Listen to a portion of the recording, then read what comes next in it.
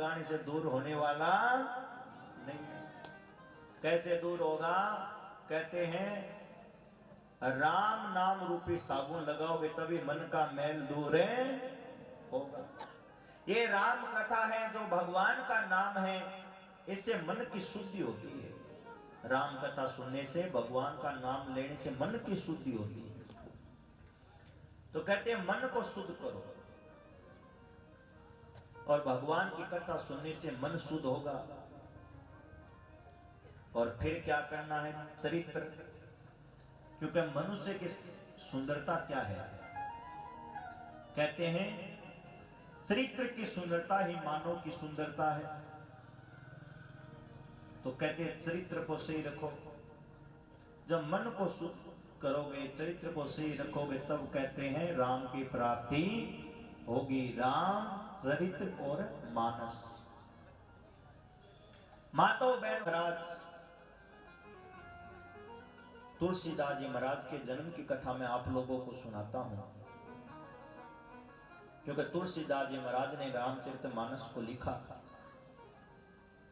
तो तुलसीदास जी महाराज का जन्म कैसे हुआ? ये तुलसीदास जी महाराज है कौन? एक समय की बात है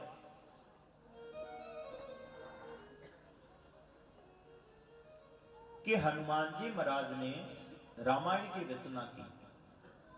हनुमान जी महाराज हैं, हनुमान जी महाराज ने रामायण को लिखा। किसके ऊपर लिखा? पत्थर के ऊपर लिखा। और कैसे लिखा? ये हमारे हाथ के नख होते हैं ना, नाखून, अपने नख से हनुमान जी महाराज ने पत्थर के ऊपर रामायण को लिखा। अब आप कहोगे महाराज जी कैसी बातें कर रहे हो, पत्थर के ऊपर नख से कैसे रामायण लिख सकते हैं? तो देखो, जो हमारा शरीर है ना, ऐसा शरीर नहीं है हनुमान जी का। हनुमान जी का शरीर कैसा है? वज्र का है, वज्र के समान है हनुमान जी का शरीर। तो हनुमान जी के लिए कोई बड़ी बात है नहीं है। तो हनुमान जी महाराज ने अपने नख से रामायण को पत्थर के ऊपर लिखा, और रामायण का नाम रखा हनुमत नाटक रामायण। हनुमत नाटक रामायण नाम रखा। तो फिर हनुमान जी महाराज ने सोचा चलो भाई ये रामायण में किसको दिखाऊं? जो राम जी का प्यारा हो, जो राम जी का भगत हो, उसको दिखाएंगे।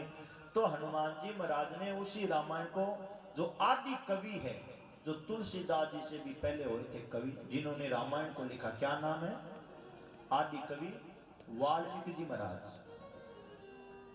वाल्मीकि जी महाराज ने संस्कृत में रामायण को लिखा। वाल्मीकि रामायण आती है गीता प्रेस गोरखपुर से, वाल्मीकि रामायण। वैसे एक रामायण नहीं है, कहते हैं रामायण 100 कोटि अपारा, 100 करोड़ रामायण है। कितनी? 100 करोड़ रामायण। रामायण 100 कोटि अपारा। जैसे तुलसीदास जी की रामचरितमानस है, ऐसे वाल्मीकि रामायण है, अध्यात्म रामायण है, ऐसे ऐसे कोई एक रामायण नहीं, अनेक रामायण है। तो वाल्मीकि जी राम जी के भगत है, हनुमान जी ने वो रामायण वाल्मीकि जी को दिखाई। जैसे वाल्मीकि जी ने, भाई हनुमान जी ने रचना की है तो कोई ऐसी वैसी रचना थोड़ी थी। वाल्मीकि जी तो नाचने लगे हैं, हनुमान जी आपने इतनी सुंदर रामायण को लिखा, परंतु आपको मेरे को कुछ देना चाहिए। इतनी सुंदर रामायण की रचना की है, कुछ इनाम देना चाहिए, कोई पुरस्कार देना चाहिए। हनुमान जी प्रसन्न हो गए। हनुमान जी महाराज ने कहा वाल्मीकि जी आप जो मांगोगे मैं देने के लिए तैयार हूं, मांगो क्या चाहिए। तो वाल्मीकि जी के मन में ईर्ष्या हो गई। ईर्ष्या ये हो गई कि हनुमान जी ने इतनी सुंदर रामायण को लिखा है, अब हनुमान जी की जो रामायण संसार में रहेगी तो फिर जो वाल्मीकि रामायण है, मैंने रामायण की रचना की, उसको तो कोई पढ़ेगा ही नहीं। सब हनुमान जी ने जो रचना की है इसी रामायण को पढ़ेंगे। तो वाल्मीकि जी को ईर्ष्या हो गई। वाल्मीकि जी ने कहा हनुमान जी आप पुरस्कार के रूप में मेरे को ये दीजिए कि आपके जो रामायण है ना, जो आपने लिखी है, इस रामायण को समुद्र में फेंक दो, समुद्र में फेंक दो। अब हनुमान जी को तो बड़ा दुख हुआ, पर हनुमान जी ने वचन दिया था, जो रामायण थी हनुमान जी ने वो समुद्र में फेंक दी। और हनुमान जी ने वाल्मीकि जी को श्राप दे दिया कि आपने जो व्यवहार किया है, ऐसा व्यवहार तो आने वाले समय में कलयुग में लोग करेंगे, और आपने ईर्ष्या के वश होकर के मेरे से इतना बड़ा अपराध, आपने मेरी रामायण को समुद्र में फेंकवाया है, तो मैं आपको श्राप देता हूं कि आपको कलयुग में जन्म लेना पड़ेगा। और जो रामायण मैंने समुद्र में फेंकी, इसी रामायण की वापस आपको रचना करनी पड़ेगी। तो वही हनुमान जी के श्राप से वाल्मीकि जी थे ना, वही तुलसीदास जी के रूप में आए थे। जो वाल्मीकि जी के अवतार है तुलसीदास जी महाराज। हनुमान जी के श्राप से ही कहते तुलसीदास जी के रूप में आए थे।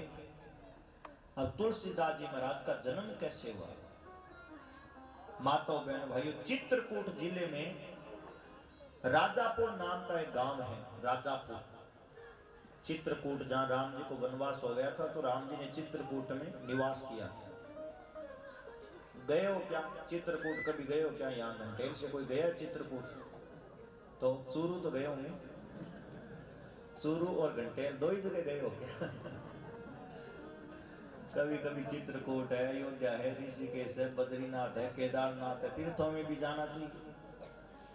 तो माताओं बहन भाइयों, कहते चित्रकूट जिले में राजापुर नाम का गांव है। कहते एक आत्मा राम दुबे नाम के ब्राह्मण रहते थे। आत्मा नाम ब्राह्मण रहते थे, आत्मा राम दुबे, और उनकी पत्नी का नाम था हुलसी। कहते हैं हुलसी के गर्भ से 12 महीने बीतने के बाद तुलसीदास जी महाराज का जन्म हुआ। तुलसीदास जी महाराज के माता पिता का नाम क्या था? देखो याद भी रखना बहुत जरूरी है। पहली बार राम कथा हो रही है ना, तो साथ में ध्यान दे के सुनना, तो पूरी कथा समझ में आएगी। आत्मा राम दुबे, आत्मा राम दुबे तुलसीदास जी महाराज के पिता का नाम है। और कहते हैं हुलसी है, ये तुलसीदास जी महाराज की माता का नाम है। 12 महीने गर्भ में रहे तुलसीदास जी महाराज। 12 महीने बीतने के बाद तुलसीदास जी महाराज का जन्म हुआ। और जन्म हुआ तो माताओं बहन भाई, तुलसीदास जी महाराज रोए नहीं। किसी का जन्म होता है तो बालक रोता है, रोता कि नहीं रोता? पर तुलसीदास जी महाराज रोए नहीं। जन्म लेते ही तुलसीदास जी महाराज के मुख से भगवान के नाम का उच्चारण तुलसीदास जी महाराज करते हैं। जन्म लेते तुलसीदास जी महाराज ने कहा राम, क्या बोले? राम। राम के नाम का उच्चारण किया। और कहते हैं 3200 दांत, 32 दांत होते हैं ना, 3200 दांत कहते हैं तुलसीदास जी महाराज के मुख में मौजूद थे। जन्म होते 3200 दांत मौजूद हैं। जन्म लेते राम के नाम का उच्चारण किया। यही तो भगवान के भक्तों की विशेषता है। कोई तुलसीदास जी महाराज कोई साधारण पुरुष नहीं है, बहुत बड़े महापुरुष हैं। तुलसीदास जी महाराज का जन्म लेते तुलसीदास जी महाराज ने राम के नाम का उच्चारण किया। और आप मायरा सुनते हो, नानी बाई का मायरा, तो नरसिंह जी को भी बोलना नहीं आता था, कानों से सुनाई नहीं देता था। तो नरसिंह जी महाराज ने भी सबसे पहले उच्चारण जीवन में पहली बार बोले, और सबसे पहले उच्चारण भगवान के नाम का किया। जैसे महाराज ने कहा बोल बेटा राधे कृष्ण, तो नरसिंह जी महाराज है वो भी कहते हैं राधे कृष्ण बोलने लगे। बोलो राधा कृष्ण भगवान की। तो जीवन में नरसिंह जी महाराज बोले तो सबसे पहले राधा कृष्ण भगवान के नाम का उच्चारण किया। और तुलसीदास जी महाराज जिनका जन्म होते ही राम के नाम का उच्चारण किया। यह है भगवान के भक्तों की विशेषता। और आप लोग बोलते हो पहली बात तो क्या करते हो? सबसे पहले किसी को गाड़ी निकालते हो, सबसे पहले गाड़ी निकालते हो। परंतु भगवान के भक्तों की विशेषता है कि माताओं बहनों भाइयों, जन्म लेते ही राम के नाम का उच्चारण किया। 32 दांत मौजूद हैं। और शरीर कैसा है? जैसे कोई 5 वर्ष का बालक हो, ऐसा तुलसीदास जी महाराज का शरीर है। अब तो ऐसा विचित्र बालक, ऐसे बालक का जन्म हुआ तो पूरा गांव इकट्ठा हो गया। पूरा गांव आया देखने के लिए। ऐसा विचित्र बालक जो कहते हैं हुलसी के गर्भ से जन्म हुआ है। 32 दांत मौजूद हैं। राम के नाम का उच्चारण किया है। 5 वर्ष के बालक के समान उस बालक का शरीर है। पूरा गांव आया उस बालक को देखने के लिए। गांव के लोगों ने कहा हे आत्मा राम, ध्यान दे के सुनो, आपका जो बेटा है ना ये शुभ नहीं है, इसको मार दो। जो विद्वान थे, पंडित थे, गांव के लोग थे, वो बोले ऐसा बालक शुभ नहीं है जो जन्म लेते ही राम के नाम का उच्चारण किया। 32 दांत मौजूद, इसलिए ये बालक शुभ नहीं है। इस बालक से कोई आपका भला नहीं होगा, इसलिए इस बालक को मार दो। सब लोगों ने यही कहा, परंतु मां तो मां ही होती है, मां जैसा तो संसार में कोई नहीं। माताओं बहनों भाइयों सब लोग कहने लगे मार दो मार दो। तुलसीदास जी की जो माता है हुलसी, उसने मन में विचार किया, सब लोग कह रहे हैं कोई इस बालक की हत्या न कर दे, मैं क्या करूं। तो एक दासी थी, कहते चुनिया नाम की एक दासी थी। तुलसीदास जी की मां ने क्या किया, तुलसीदास जी महाराज को उठाया और जो चुनिया नाम की जो दासी है उस दासी को दे दिया। और वो दासी है वो तुलसीदास जी को लेकर के और पियर चली गई।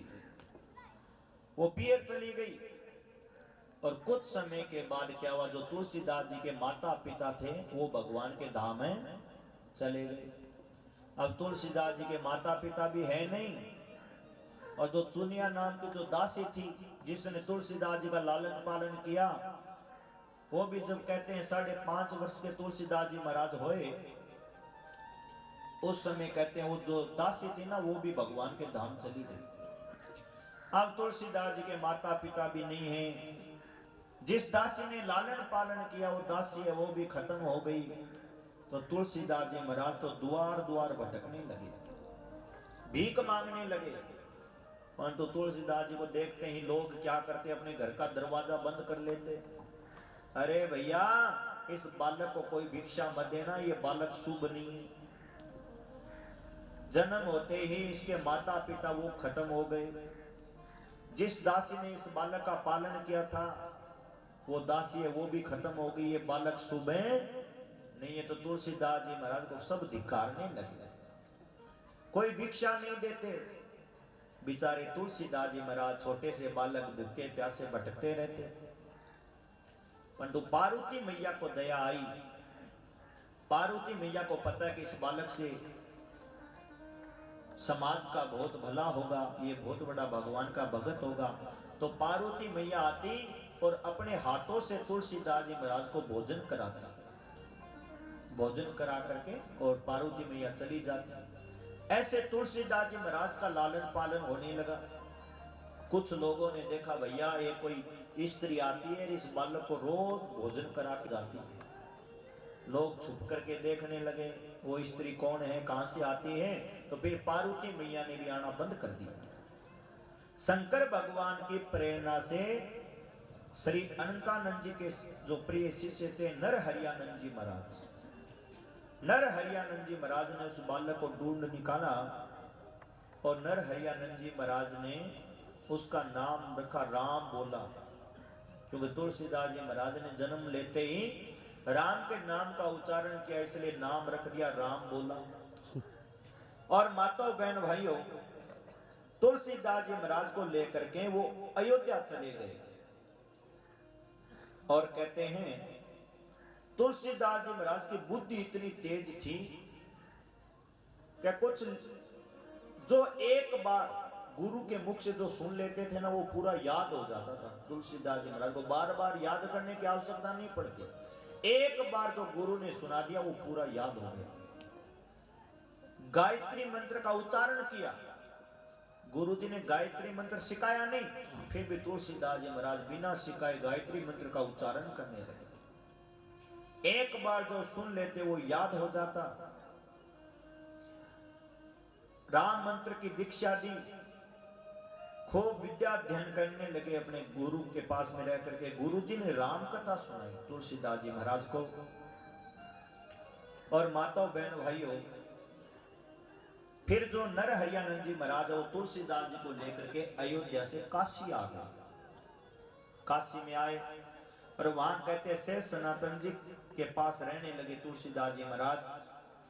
15 साल तक वेदों का अध्ययन किया।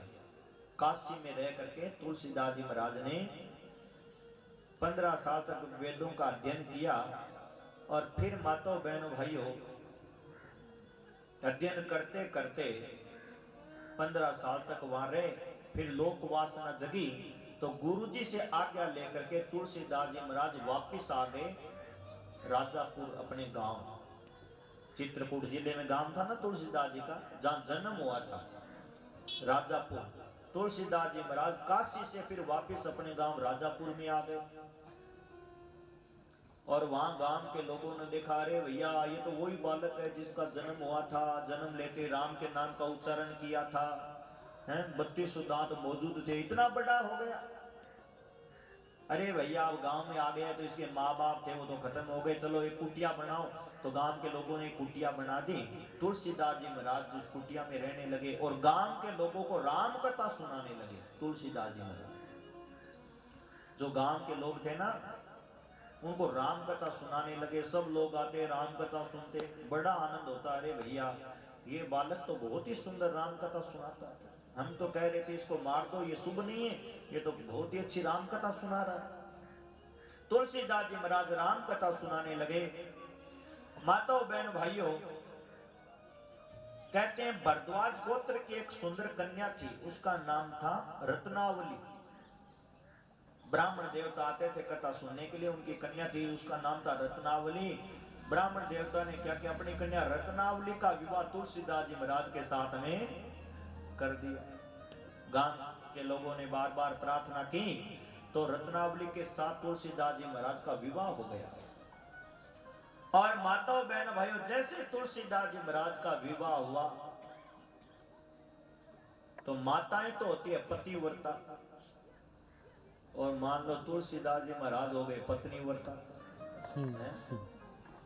जैसे तुलसीदास जी महाराज का विवाह हुआ तो स्त्री में इतनी आसक्ति हो गई, इतनी आसक्ति हो गई कि तुलसीदास जी की जो पत्नी रत्नावली कहती है, देखो इतने वर्ष हो गए विवाह हुए, मैं कभी माँ से मिलने नहीं गई, मैं तो पियर जाना चाहती हूँ, मैं माँ से मिलने के लिए जाना चाहती हूँ। तुलसीदास जी महाराज बोले, नहीं नहीं, आपके बगैर तो मैं रह ही नहीं सकता, आपको तो मैं कहीं नहीं जाने दूंगा, आपके बगैर नहीं रह सकता। इतनी पत्नी में आसक्ति हो गई कि कई वर्ष बीत गए, परंतु रत्नावली को अपने माता पिता से मिलने के लिए जाने ही नहीं देते। बार बार वो आज्ञा लेती है, मना कर देते हैं। एक बार क्या हुआ, तुलसीदास जी महाराज बाहर गए थे, तुलसीदास जी की पत्नी जो रत्नावली घर पे थी, रत्नावली का भाई आया और भाई ने कहा, देख माँ से मिले हुए इतना समय हो गया, सब आपको याद करते हैं, कभी मिलने के लिए आते नहीं। उन्होंने कहा क्या करें, हमारे पति देवता हमारे को कभी जाने ही नहीं देते, बार बार आज्ञा लेती हूँ मना कर देते हैं। तो भाई ने कहा कोई बात नहीं, आज घर पे नहीं है, तू मेरे साथ चल। जो भाई आया और रत्नावली को लेके अपनी माँ के पास में चला गया। अब भाई के साथ वो तो पियर चली गई रत्नावली। और जैसे तुलसीदास जी महाराज शाम को घर आए और आकर के देखा तो घर में तो रत्नावली है ही नहीं, घर में रत्नावली पत्नी नहीं है। आसपास के जो पड़ोस में रहते थे सब लोगों से पूछा, रत्नावली कहाँ चली गई, रत्नावली कहाँ चली गई। लोगों ने बताया वो तो भाई के साथ पीर चली गई। अब तो तुलसीदास जी महाराज को जो घर है वो शमशान की तरह लगने लगा। मैं रत्नावली के बगैर नहीं रह सकता, इतनी आसक्ति हो गई कि माताओं बहनों भाई, रात का समय था, रात का समय, खूब तेज बारिश हो रही है। और तुलसीदास जी महाराज तो कहते हैं रत्नावली जो पीर चली गई थी, रत्नावली के पास में घर परिवार छोड़ के और रत्नावली की ओर चल दी, मैं तो अभी जाऊंगा और रत्नावली को वापस लेके आऊंगा। चलते चलते चलते चलते क्या हुआ, एक नदी का किनारा आया, गंगा के किनारे खड़े हो गए। खूब तेज वर्षा हो रही है, गंगा में कहते हैं बाढ़ आ रही थी खूब तेज। इतने में क्या हुआ, कहते हैं कि कोई मुर्दा आ रहा था, कोई लाश तैरते तैरते आ रही थी पानी के ऊपर। तुलसीदास जी महाराज देखते प्रसन्न हो गए, ओहो मेरी पत्नी कितनी समझदार है, पत्नी को पता था कि मेरे पतिदेव मेरे बगैर नहीं रह सकते, इसलिए मेरी पत्नी ने मेरे लिए न्याव भेजी, नौका भेजी। कहते इतनी आसक्ति थी, कहते हैं उस लाश के ऊपर जो कहते हैं आ रही थी तैरते तैरते उसके ऊपर बैठ गए। और हाथों से पानी निकालते निकालते उस नदी से, कहते हैं नदी से पार आए, उस नदी को पार किया। और जैसे ही रत्नावली के गांव में पहुंचे तो रत्नावली ऊपर रूम में थी, दीपक जल रहा था और कहते एक सांप लटक रहा था, एक सांप लटक रहा था। तुलसीदास जी महाराज प्रसन्न हो गए, हो मेरी पत्नी कितनी समझदार है,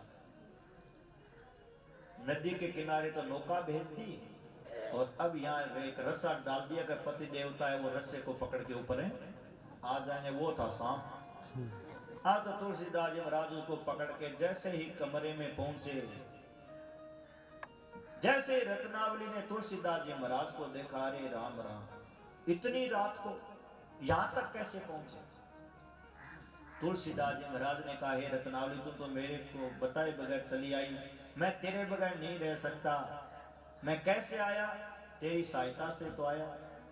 नदी में बाढ़ आ रही थी, तूने मेरे लिए नौका भेज दी, नौका पे बैठ के आ गया।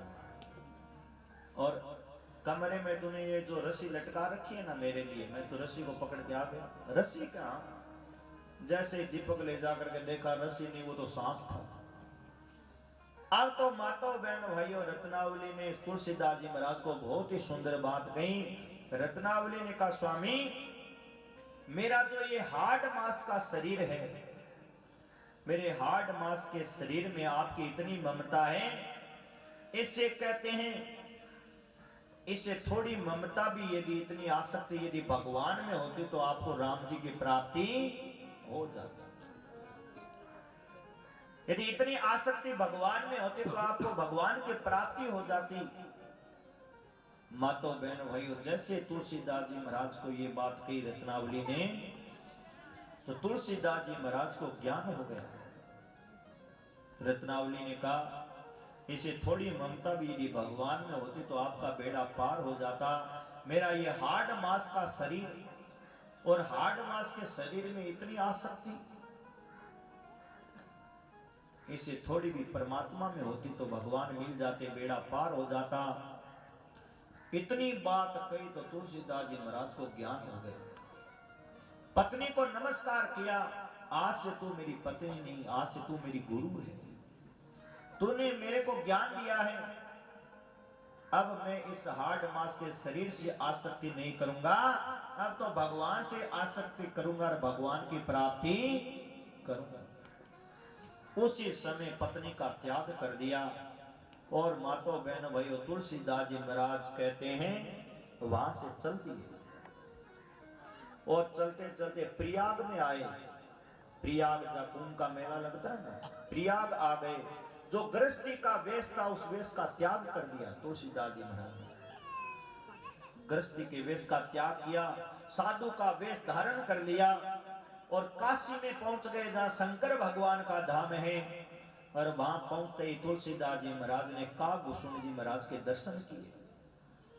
और तुलसीदास जी महाराज काशी में रहते हैं और तुलसीदास जी महाराज काशी में रह करके और राम कथा सुनाने लगे। राम कथा सुनाते हैं और माताओं बहनों भाइयों, काफी लोग राम कथा सुनने के लिए आते हैं। और जब तुलसीदास जी महाराज प्रातः काल उठते ही जब शौच आदि के लिए बाहर घूमने के लिए जंगल जाते हैं, तो जो कहते हैं थोड़ा सा जो जल बच जाता है, जो अशुद्ध जल है पात्र में बच जाता है, वो एक कांटेदार कोई पेड़ था, उस पेड़ में डाल देते। उस पेड़ के अंदर एक प्रेत रहता था, भूत रहता था। वो काफी समय से प्यासा था, तो शौच आदि करने के बाद जो कहते हैं अशुद्ध जल बच जाता, वो उस कांटेदार वृक्ष में डाल देते, वो प्रेत पी लेता। और कहते हैं जैसे उसको तृप्ति हुई, जो प्रेत था वो तुलसीदास जी महाराज के सामने प्रकट हो गया। प्रेत प्रकट हो गया। तुलसीदास जी महाराज ने पूछा, भैया तुम कौन हो?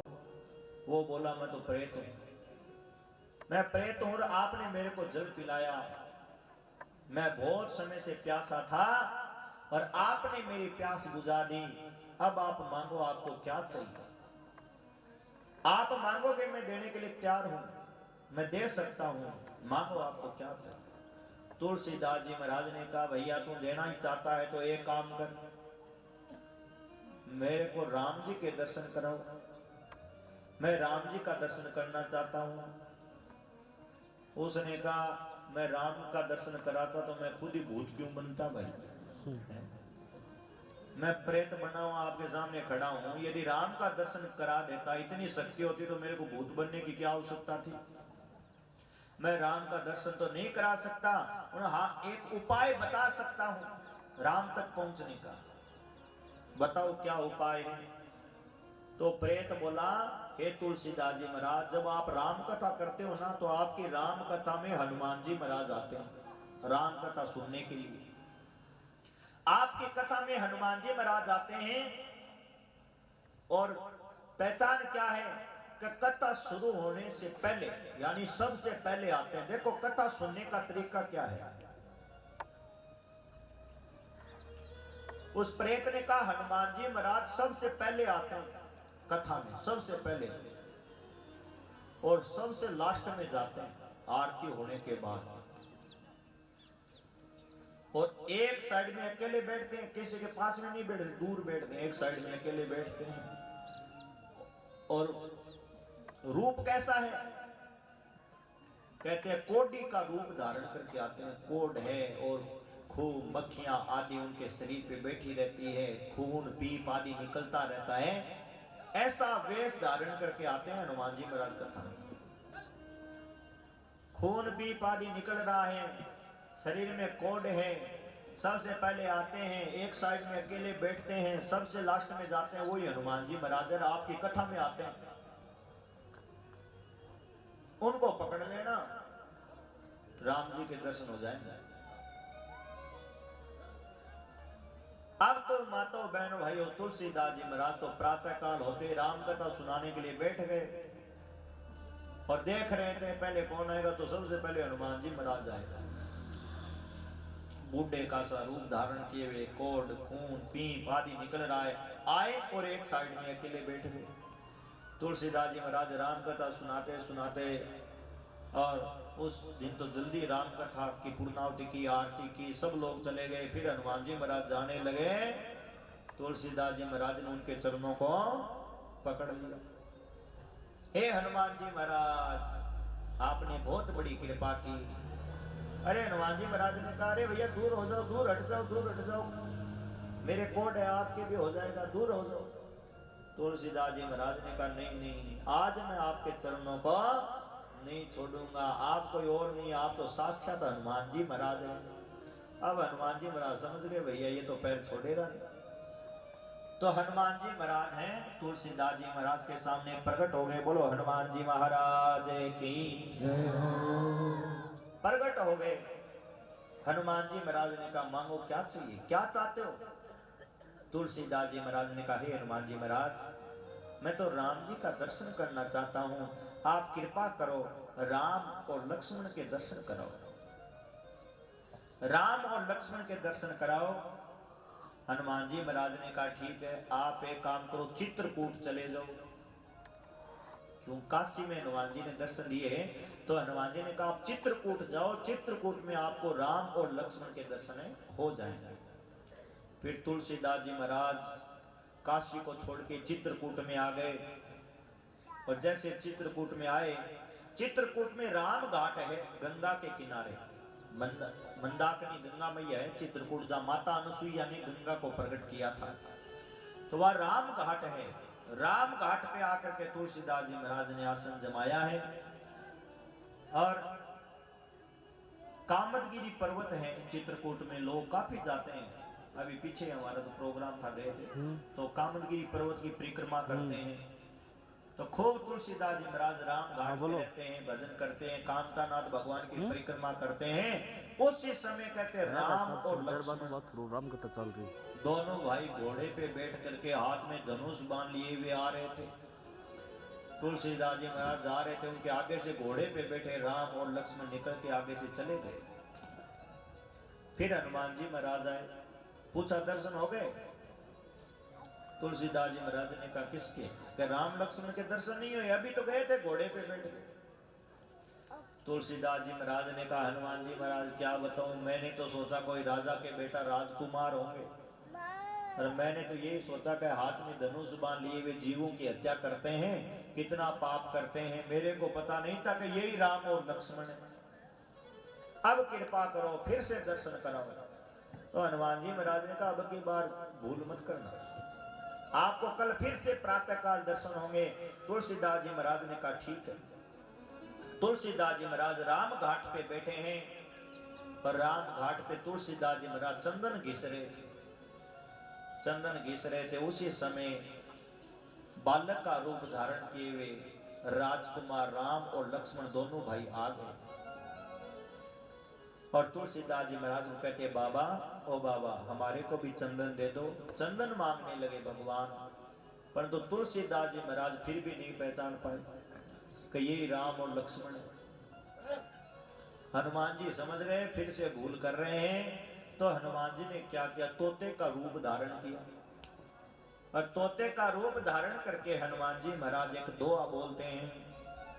चित्रकूट के घाट पर भई संतन की भीड़, तुलसीदास चंदन घिसे, तिलक देत रघुवीर।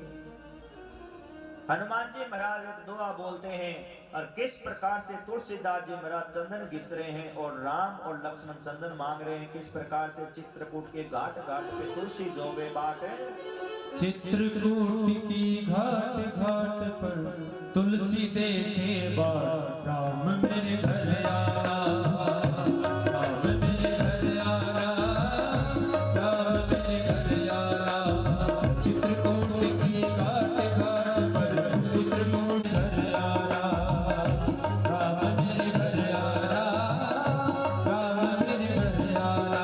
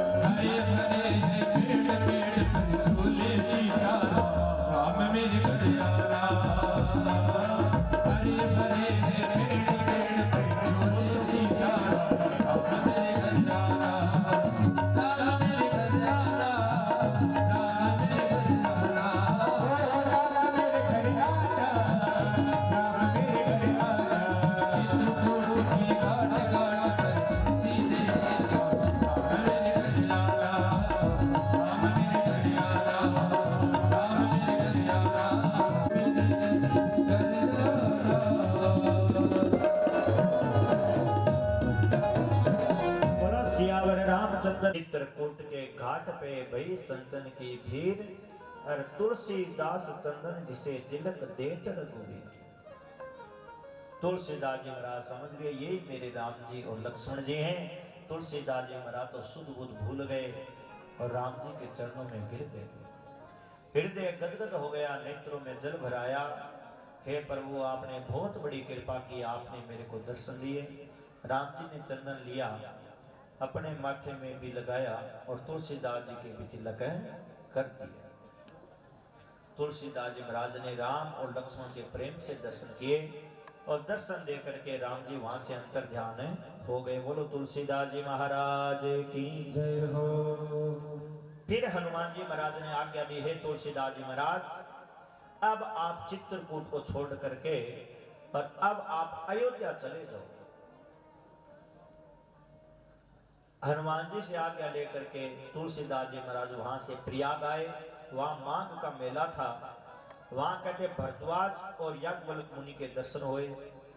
फिर कहते हैं काशी चले आए और काशी में कहते जो प्रहलाद घाट है, प्रहलाद घाट पर एक ब्राह्मण के घर तुलसीदास जी महाराज निवास करने लगे। काशी में प्रहलाद घाट पे एक ब्राह्मण के घर रहने लगे और तुलसीदास जी महाराज क्या करते संस्कृत में पद रचना करने लगे। और रात को जैसे दिन भर रचते लिखते और रात को वो गायब हो जाती। दिन भर जो कहते हैं रामायण लिखते थे, रात को रखते और रात को गायब। 8 दिन हो गए। फिर शंकर भगवान ने आज्ञा दी और शंकर भगवान और पार्वती मैया तुलसीदास जी महाराज के सामने प्रकट हो गए। बोलो शंकर भगवान की। शंकर भगवान ने कहा, हे तुलसीदास जी महाराज, आप संस्कृत में रामायण को मत लिखो, बोलचाल की भाषा में लिखो जो सब लोग पढ़ सके, सब लोग समझ सके। आप हिंदी में लिखो, रामायण को संस्कृत में मत लिखो, हिंदी में लिखो। बोलचाल की भाषा में सब लोग समझ पाएंगे, सब लोग पढ़ पाएंगे, तो हिंदी में आप रामायण की रचना करो। इस प्रकार से शंकर भगवान ने आज्ञा दी और शंकर भगवान ने कहा आप अयोध्या चले जाओ। आज्ञा लेकर के तुलसीदास जी महाराज अयोध्या में आ गए। राम जन्म का दिन था। उस दिन प्रातः काल तुलसीदास जी महाराज ने श्री रामचरितमानस की रचना प्रारंभ की। 2 वर्ष 7 महीने 26 दिन में ग्रंथ की समाप्ति हो गई। कहते हैं 2 वर्ष 7 महीने और 26 दिन में ग्रंथ की समाप्ति हुई। राम विवाह का दिन था। 7 कांड है रामायण में, 7 कांड पूर्ण हो गए। और माताओं बहन भाइयों, फिर तुलसीदास जी महाराज काशी में आ गए। काशी में शंकर भगवान का जो विश्वनाथ भगवान का जो मंदिर है, अयोध्या में तो रामायण की रचना की, रामायण को लिखा, 7 कांड पूर्ण हो गए। फिर तुलसीदास जी महाराज अयोध्या से आ गए काशी। शंकर भगवान की नगरी काशी में आए और माता अन्नपूर्णा और शंकर भगवान का जो मंदिर है वहीं बैठ करके राम कथा शंकर भगवान को सुनाने लगे। तो रात का समय था, इसलिए रामायण को शंकर भगवान जो विश्वनाथ भगवान का मंदिर है, मंदिर में रामायण को रख दिया और पट बंद हो गए। जैसे प्रातः काल जैसे मंदिर खोला गया तो रामायण के ऊपर शंकर भगवान ने हस्ताक्षर किए। रामायण के ऊपर लिखा है सत्यम शिवम सुंदरम। शंकर भगवान ने रामायण के ऊपर लिख दिया सत्यम शिवम सुंदरम। सब लोगों ने कानों से भी सुना।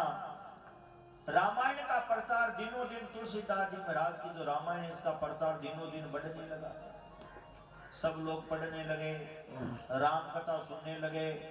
तो जो कहते हैं पंडित लोग थे उनको ईर्षा हो गई। जो काशी के जो ब्राह्मण थे, पंडित थे, उनको ईर्षा हो गई कि भैया सब लोग तुलसीदास जी ने जो रामायण की रचना की है, सब लोग रामायण ही पढ़ रहे हैं, हमारे पास तो कोई आता ही नहीं। रामायण पढ़ने से सबकी मनोकामना पूर्ण होती है, फिर हमारे पास कौन आएगा, हमारी दुकान बंद हो जाएगी। तो सब लोगों ने क्या किया, तुलसीदास जी की रामायण की निंदा करने लगे। अरे भैया इसमें कुछ नहीं है, सब बकवास है, इसको मत पढ़ो, इसमें कुछ नहीं लिखा। तुलसीदास जी महाराज की और रामायण की निंदा करने लगे। और मन में विचार किया कि इस पुस्तक है ना ये रामायण, इसको चुरा लो और इस रामायण को नष्ट कर दो। ब्राह्मणों ने मन में विचार किया चलो रामायण को ही नष्ट कर दो। तो ब्राह्मणों ने क्या किया, पुस्तक चुराने के लिए दो चोर भेजे। दो चोर भेजे, आप जाओ और तुलसीदास जी जो रामायण है उसको चुरा के लेके आ जाओ। अब रात का समय था, तुलसीदास जी की कुटिया में, तुलसीदास जी महाराज तो कुटिया में सो रहे थे और वो चोर है वो रामायण को चुराने के लिए गए। तो चोरों ने क्या देखा, दो राजकुमार है वो हाथ में धनुष बांध लिए वे कुटिया के दरवाजे के आगे खड़े, चारों ओर घूम रहे, हाथ में धनुष बांध लिए। जैसे ही चोरों ने राम और लक्ष्मण को देखा, इतने सुंदर राजकुमार, रात भर घूमते रहे, चोरी करने के लिए नहीं कर पाए। प्रातः काल होते ही दो चोर थे वो तुलसीदास जी महाराज के चरणों में गिर गए। हे तुलसीदास जी महाराज, हम तो चोरी करने के लिए आए थे और आपके दो चेला थे यहाँ धनुष बांधिए हुए खड़े थे, आप कृपा करो, बहुत ही सुंदर थे, अब एक बार अपने चेलों के और दर्शन करो। तुलसीदास जी महाराज ने कहा चेला तो कोई है नहीं, मैं अकेला ही हूँ। नहीं, दो राजकुमार खड़े थे हाथ में धनुष बांधिए। तुलसीदास जी महाराज समझ गए ये कोई और नहीं, ये तो राम और लक्ष्मण थे जो मेरी रामायण की रक्षा कर रहे थे। तुलसीदास जी महाराज ने चोरों को बताया कि आप तो धन्य हो गए, आपने तो भगवान के दर्शन कर लिए, न तो मेरा कोई शिष्य है न मैं उनको जानता हूँ, वो तो राम और लक्ष्मण थे, वही कहते हैं हम मेरी रामायण की रक्षा कर रहे थे। दो चोर थे वो चोरी करने गए थे, वो भी कहते संत हो गए, भगवान के भजन में लग गए तुलसीदास जी महाराज की कृपा से। फिर तुलसीदास जी महाराज ने मन में विचार किया मेरे कारण मेरे राम जी को कष्ट होता है, रात भर चौकीदारी करते हैं। तो तुलसीदास जी जो कुटिया में जितना सामान था तुलसीदास जी महाराज ने वो दान कर दिया, सबको दे दिया, सब ले जाओ भैया, इनका मेरे पास कोई काम नहीं है, मेरे राम जी को कष्ट होता है, रात भर खड़े रहते हैं, रक्षा करते हैं।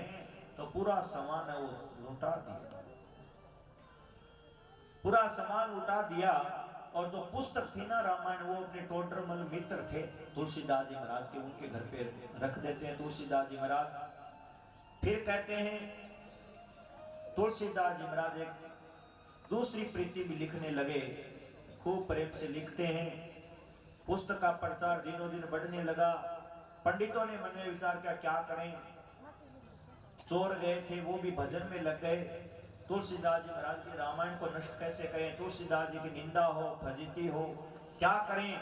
तो कहते काशी में बहुत ही विद्वान मधुसूदन सरस्वती नाम के एक पंडित रहते थे, बहुत बड़े विद्वान थे। सब ब्राह्मण उनके पास गए और तो कोई उनको उपाय सूझा नहीं। मधुसूदन सरस्वती करो और पुस्तक को देखोगे इस पुस्तक में लिखा क्या है। जैसे ही मधुसूदन सरस्वती जी ने जैसे ही रामायण को पढ़ा वो तो प्रसन्न हो गए, प्रसन्न हो गए और उन्होंने कहा हे ब्राह्मणों, आप इस रामायण की निंदा मत करो, तुलसीदास जी महाराज तो बहुत बड़े भगवान के भगत है, ये काशी रूपी ये आनंद वन है, ये तुलसीदास जी ना ये तो कहते चलता फिरता इस काशी में तुलसी का पौधा है। और कहते हैं जिस पर श्री राम रूपी भौरा सदा मंडराया करता है, ये तुलसीदास जी महाराज तो बहुत बड़े भगवान के भगत है, इनकी निंदा मत करो, इनकी निंदा करोगे तो नरकों में जाना पड़ेगा। फिर ब्राह्मणों ने फिर भी उनको संतोष नहीं हुआ, उन्होंने सोचा क्या करें। तो फिर ब्राह्मणों ने क्या किया, रामायण को लेकर के एक उपाय और सोचा और विश्वनाथ भगवान के मंदिर में गए, सबसे ऊपर वेद को रखा, वेदों के नीचे शास्त्र, शास्त्रों के नीचे पुराण और पुराणों के नीचे रामचरितमानस को रख दिया। सबसे नीचे रामचरितमानस और शास्त्र पुराण सब शास्त्र ऊपर रखे, मंदिर को बंद कर दिया। और जैसे प्रातः काल मंदिर खोला गया तो माता बहनों भाई जो रामायण है वो शास्त्र और वेदों के सबके ऊपर रामायण रखा। अब तो जितने ब्राह्मण थे सब तुलसीदास जी महाराज के चरणों में गिर गए और बोले हे तुलसीदास जी महाराज, गलती हो गई, आप हमारे को माफ करो और हमने अपराध किया, हमने आपकी निंदा की, आप कृपा करो। कि भगवान हमारे ऊपर क्रोध नहीं करें, हमारा भी उद्धार हो। तुलसीदास जी महाराज ने कहा कोई बात नहीं, आप भगवान का भजन करो, भगवान को याद करो। अब तो सब के सब ब्राह्मण निंदा आदि करना छोड़ दिया और सब भगवान के भजन में लग गए, सब के सब लज्जित हो गए। फिर तुलसीदास जी महाराज 80 घाट पर रहने लगे। रात का समय था, कलयुग आया और कलयुग आकर के तुलसीदास जी महाराज को कष्ट देने लगा, दुख देने लगा। तुलसीदास जी महाराज ने हनुमान जी महाराज को याद किया, हे हनुमान जी महाराज ये कलयुग है ना, मेरे को बहुत परेशान करता है। तुलसीदास जी महाराज ने कहा आप एक काम करो, विनय पत्रिका लिखो, विनय के पद लिखो। तुलसीदास जी महाराज ने विनय पत्रिका लिखी, फिर राम जी ने हस्ताक्षर कर दिए, तुलसीदास जी महाराज को निर्भय कर दिया। तुलसीदास जी महाराज वहीं 80 घाट पे रहते हैं, भगवान का भजन करते हैं, राम राम करते हैं। माताओं बहन भाई, तुलसीदास जी महाराज के अनेक चमत्कार की कथाएं हैं। एक बार क्या हुआ, एक स्त्री थी, उसका पति खत्म हो गया था। उसके पति को शमशान भूमि लेके जा रहे थे, शमशान में जलाने के लिए। इतने में तुलसीदास जी महाराज आ रहे थे। जो मरा था उसकी पत्नी ने तुलसीदास जी महाराज को प्रणाम किया। तुलसीदास जी महाराज ने आशीर्वाद दिया, सौभाग्यवती भव। उसने कहा महाराज मेरे जो पति थे वो तो खत्म हो गए, वो शमशान की ओर लेके जा रहे हैं, आप मेरे को कह रहे सौभाग्यवती भव। तुलसीदास जी महाराज ने कहा मेरा वचन कभी झूठा नहीं हो सकता। उसके पति के जो मर चुका था, सब जो लोग लेके जा रहे थे उनको रोका। तुलसीदास जी महाराज ने कहा नीचे रखो, नीचे रखा। तुलसीदास जी महाराज ने कहा सब कीर्तन करो, अभी ये मरा नहीं है, जिंदा है, कहां लेके जा रहे हो उसको। सब लोग बैठ गए, तुलसीदास जी महाराज के साथ कीर्तन करने लगे। तुलसीदास जी महाराज ने हनुमान जी महाराज से प्रार्थना की, हे हनुमान जी महाराज मैंने आशीर्वाद दिया है, अब आशीर्वाद की लाज आपको, इसको वापिस जिंदा करो। तो माताओं बहन भाइयों, हनुमान जी की ऐसी कृपा हुई कि तुलसीदास जी महाराज ने कीर्तन किया और जो मरा हुआ व्यक्ति था वो वापिस जिंदा हो गया, वापिस जिंदा हो गया और खड़ा होकर के तुलसीदास जी महाराज को प्रणाम किया। तुलसीदास जी महाराज ने कहा भगवान का भजन करो, भगवान में लग जाओ। ये बात चारों ओर फैल गई। उस समय कहते दिल्ली में अकबर का शासन था, उस समय की बात है। दिल्ली के राजा अकबर थे। अकबर तक ये सूचना गई कि हिंदुओं में एक ऐसे फकीर है तुलसीदास जी महाराज, जो कहते मरे हुए आदमी को जिंदा कर दिया, मरे हुए आदमी को जिंदा कर दिया। इतनी शक्ति तुलसीदास जी महाराज ने, तो अकबर ने क्या किया, तुलसीदास जी महाराज को बुलाया अपनी सभा में और अकबर ने कहा हे तुलसीदास जी महाराज मैंने सुना है कि आप मरे हुए आदमी को जिंदा कर दिया, चलो हम भी आपसे चमत्कार देखना चाहते हैं, आप चमत्कार दिखाओ। अकबर ने कहा। तुलसीदास जी महाराज ने कहा भैया चमत्कार वगैरह कुछ नहीं आता, हमारे को तो राम का नाम लेना आता है, भगवान का भजन आता है और चमत्कार वगैरह हम नहीं दिखाते। अकबर ने कहा नहीं आज तो आपको दिखाना ही पड़ेगा। तुलसीदास जी महाराज बोले नहीं मेरे को कोई चमत्कार नहीं आता। अकबर ने क्या किया, जबरदस्ती तुलसीदास जी महाराज को कैद में बंद कर दिया। जब तक चमत्कार नहीं दिखाओगे तब तक आपको मैं इस कैद से मुक्त नहीं करूंगा। तुलसीदास जी महाराज ने क्या किया, तुलसीदास जी महाराज ने हनुमान जी महाराज से प्रार्थना की, हे हनुमान जी महाराज मेरे को तो चमत्कार आता नहीं और ये अकबर है, ये चमत्कार देखना चाहता है, तो आप कृपा करो, आप ही कुछ चमत्कार दिखाओ। अब हनुमान जी महाराज से प्रार्थना की तो हनुमान जी महाराज की सेना तो आप जानते ही हो। जब राम जी गए थे ना लंका में, त्रेता युग में जब रावण को मारने राम जी गए थे, तो राम जी की इतनी बड़ी सेना थी क्या कोई गिन नहीं सकता। ऐसा शास्त्रों में लिखा है कि राम जी की इतनी बड़ी सेना थी कि राम जी गए लंका में, रावण को मारा, मेघनाथ को मारा, कुंभकर्ण सब को मार करके राम जी वापिस आ रहे थे लंका से, तो बंदर जा रहे थे लंका की ओर। राम जी ने पूछा कहां जा रहे हो, तो बंदर बोले लंका में राम और रावण का युद्ध हो रहा है, हम तो युद्ध करने जा रहे हैं, रावण को मारने जा रहे हैं। राम जी ने कहा अरे युद्ध पूरा हो गया, रावण मर चुका है, चिंता मत करो। बंदरों ने कहा तो हमारे को तो मौका मिला ही नहीं। हनुमान जी ने कहा चिंता मत करो, आगे कोई आवश्यकता पड़ेगी तो आपको बुलाएंगे। अब तुलसीदास जी महाराज कह रहे हनुमान जी महाराज अकबर चमत्कार देखना चाहता है। तो हनुमान जी महाराज ने वही जो रावण के साथ बंदर युद्ध नहीं कर पाए थे, उन बंदरों को बुलाया, आओ भाई थोड़ा अकबर है ये चमत्कार देखना चाहता है। अब तो बंदरों की फौज सेना आने लगी, तो अकबर के महल में कहते हैं दिल्ली में वहां बंदर ही बंदर घुस गए, सबके कपड़े फाड़ दिए, किसी की आंखें फोड़ने लगे। हनुमान जी महाराज आए, अकबर को कहते आसन से नीचे गिरा दिया। चारों ओर महल में बंदर ही बंदर हो गए। सैनिक दौड़े दौड़े आए, अकबर से प्रार्थना करने लगे कि पूरे महल में तो बंदर ही बंदर घुस गए हैं, त्राही त्राही मच रही हैं। अकबर दौड़ा दौड़ा तुलसीदास जी महाराज के चरणों में गिरा, प्रणाम किया, हे तुलसीदास जी महाराज अब आपका चमत्कार देख लिया, जल्दी कृपा करो, पूरे महल में बंदर ही बंदर घुस गए हैं, अब हमारे को आपका चमत्कार है नहीं देखना है, कृपा करो और इन बंदरों को यहां से लेके जाओ। तुलसीदास जी महाराज ने हनुमान जी महाराज से प्रार्थना की, सबके सब बंदर वहां से तवाई मचा के चले गए। तुलसीदास जी महाराज ने अकबर से कहा करने को आपके महल में अब हनुमान जी महाराज आ गए हैं, तो इसलिए इस महल को छोड़ो और आप दूसरे महल में चले जाओ और यहाँ हनुमान जी का मंदिर बनाओ। तो कहते हैं अकबर उस महल को छोड़ करके चला गया और फिर नई दिल्ली बसाई। दो दिल्ली है ना, नई दिल्ली और पुरानी दिल्ली। जो पुरानी दिल्ली थी जहाँ अकबर का महल था, वहां आज भी हनुमान जी का मंदिर है बना हुआ है। और फिर कहते हैं उन्होंने नई दिल्ली बसाई। ऐसे अनेक चमत्कार हैं। तुलसीदास जी महाराज काशी में रहते हैं।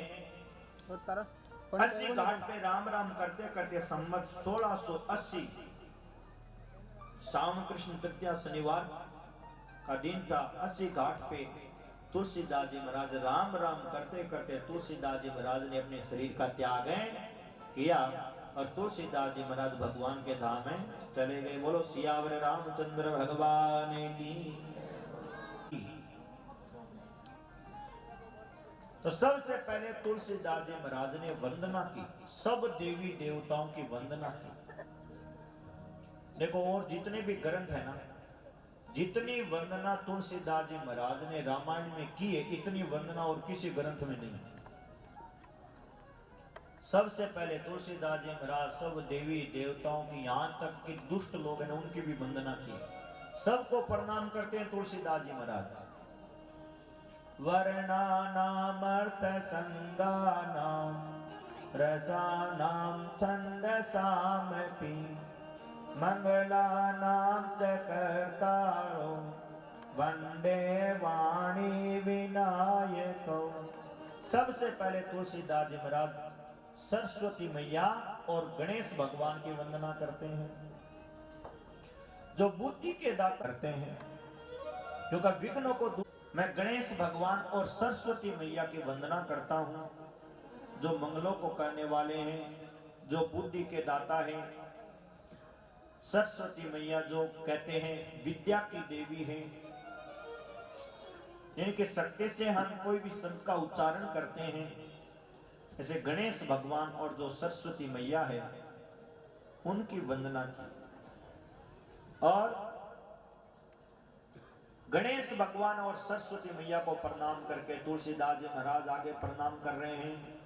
भवानी शंकरो वंदे श्रद्धा विश्वास रूपिणो याभ्याम विना न पश्यन्ति सीता स्वान्तस्तमेश्वरम।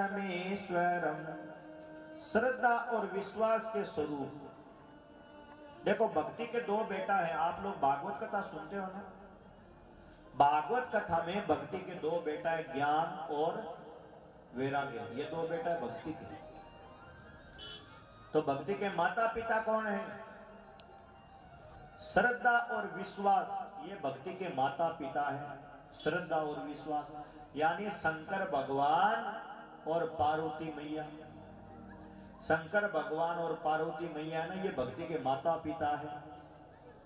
आप राम कथा सुनने आए हो, श्रद्धा और विश्वास नहीं है तो कथा से कोई लाभ नहीं होगा, कोई फायदा नहीं होगा।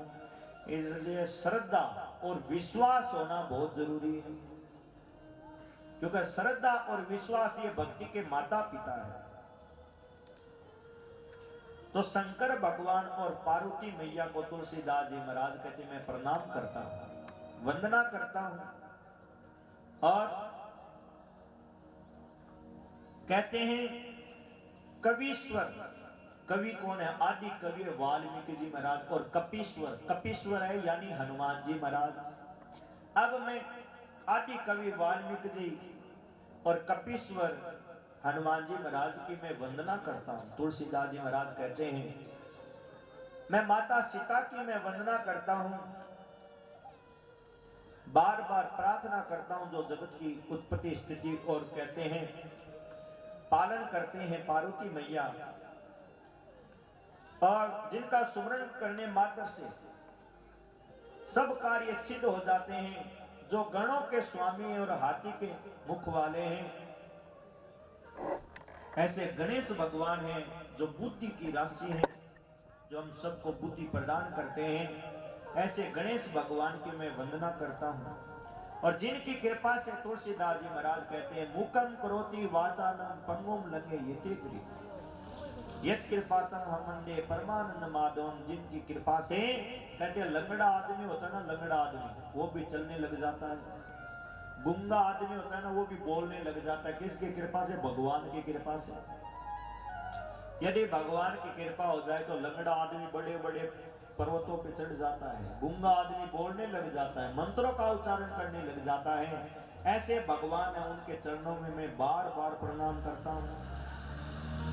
और जो नील कमल के समान श्याम वर्ण है, पूर्ण खिले हुए लाल कमल के समान जिनके नेत्र हैं, जो सदा क्षीर सागर में शयन करते हैं, भगवान नारायण की मैं वंदना करता हूं।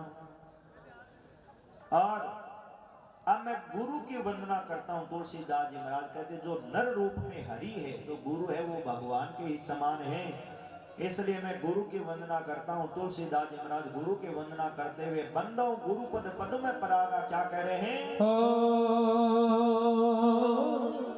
बंदव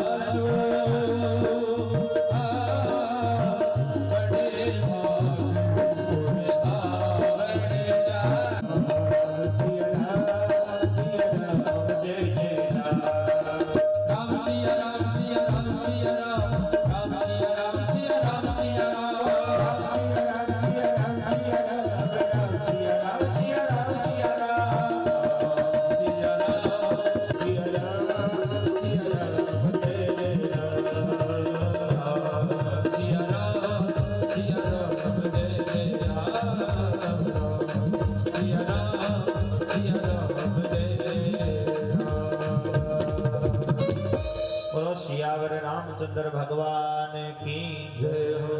जो एक बात याद रखना, कौन से गुरु की महिमा है? जो गुरु भगवान में लगाए उस गुरु की महिमा। जो गुरु भगवान से मिला दे या भगवान में लगाए उस गुरु की महिमा है। कहते गुरु वो है जो भगवान में लगाए। माताओं बहनों भाइयों, जब सच्ची लगन होती है ना तो गुरु अपने आप आ जाते हैं। जैसे पेड़ के ऊपर फल पक के तैयार होते हैं तो पक्षी है उनको बुलाना नहीं पड़ता, पक्षी अपने आप आ जाते हैं। ऐसे जब सच्चे लगन होते हैं तो गुरु अपने आप आ जाते हैं। और सच्चा गुरु वो होता है जो भगवान में लगाए।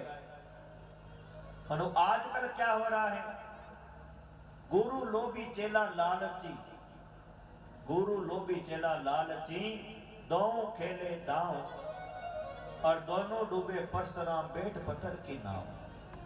सब तो नहीं पर ऐसा हो गया आजकल के गुरु तो हो गए लोभी। ये भी एक दुकानदारी चल गई, सब लोग अपना अपना भाई दुकानदारी चलाते हैं, ऐसे सोचते हैं कि अधिक चेला चेली हो जाएंगे तो हमारा नाम हो जाएगा, हमारा प्रचार हो जाएगा। अरे भैया आपके अंदर शक्ति होगी तो प्रचार के लिए चेला चेली बनाने की कोई आवश्यकता नहीं है। मीरा का कौन सा चेला था भाई, है? मीरा का न तो कोई बेटा था न कोई चेला था, फिर भी मीरा को सब जानते हैं कि नहीं जानते? सब जानते, क्योंकि मीरा बाई भगवान की भगत है। जितने भगवान के भगत हो गए उनका प्रचार किसी चेला चेली ने नहीं किया, उन्होंने भक्ति की तो अपने आप ही प्रचार हो गया। तो प्रचार के लिए चेला चेली बनाने की कोई आवश्यकता नहीं है।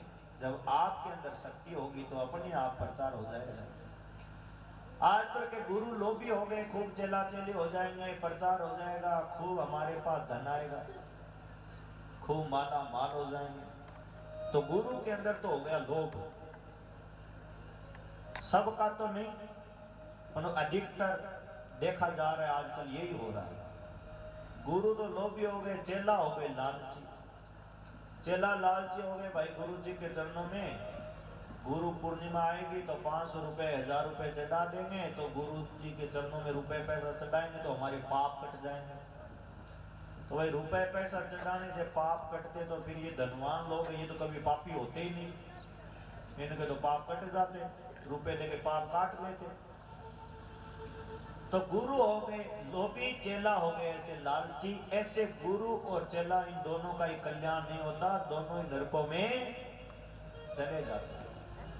ऐसे लोभी गुरु होते हैं, उन गुरुओं का भी कल्याण नहीं होता, और ऐसे लालची चेला होते हैं उनका भी कभी कल्याण नहीं होता है। क्योंकि जो सच्चा गुरु होता है वो अपने में नहीं लगाता कि बेटा मेरी पूजा करो, मेरी आरती करो। जो सच्चा गुरु होगा वो तो भगवान में लगाएगा।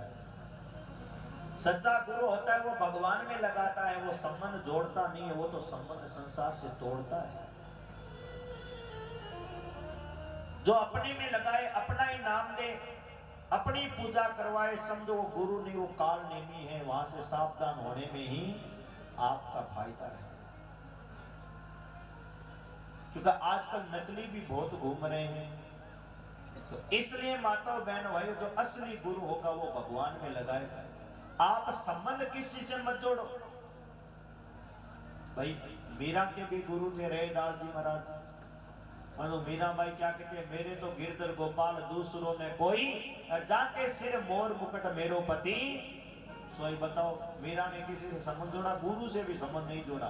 संबंध किसी से नहीं जोड़ा, किससे जोड़ा? मीरा ने संबंध भगवान से जोड़ा। तो संबंध है वो आप भगवान से जोड़ो। गुरु का काम तो होता है जैसे विवाह में ब्राह्मण का काम जितना होता है, ब्राह्मण कहता है बेटा ये तुम्हारी पति है, ये तुम्हारी पत्नी है, फेरा करवा के ब्राह्मण देवता चले जाते हैं, पति पत्नी का संबंध हो गया। इतना ही संबंध गुरु का है, इतना ही काम गुरु का है। बेटा ये तुम्हारे भगवान है, तुम भगत, और ये मंत्र है, इसका जाप करो और भगवान मिल जाए। फिर भगवान में लग जाओ, क्योंकि भगवान का पूजन करो, भगवान को याद करो, कल्याण भगवान करेंगे। और कल्याण कब होगा? वैसे देखा जाए तो न तो कल्याण गुरु करते हैं, न कल्याण भगवान करते हैं। कल्याण जब आपकी लगन होगी ना तभी कल्याण होगा। जब तक आपको आपके अंदर लगन नहीं होगी ना तब तक गुरु भी कुछ नहीं कर सकता, भगवान भी कुछ है नहीं कर सकता। जब लगन आपकी होगी ना कल्याण करने की तभी कल्याण होगा। यदि भगवान कल्याण करते, गुरु कल्याण करते तो अब तक कर ही देते।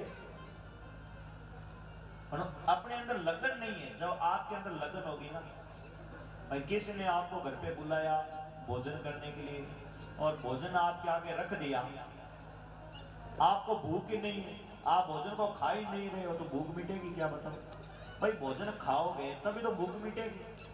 आप भूख लगी है, पेट में हलवा बांध रखा है पीठ पे, तो कैसे भूख मिटेगी भाई?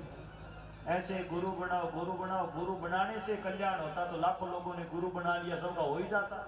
फिर हुआ क्यों नहीं? क्योंकि लगन नहीं है।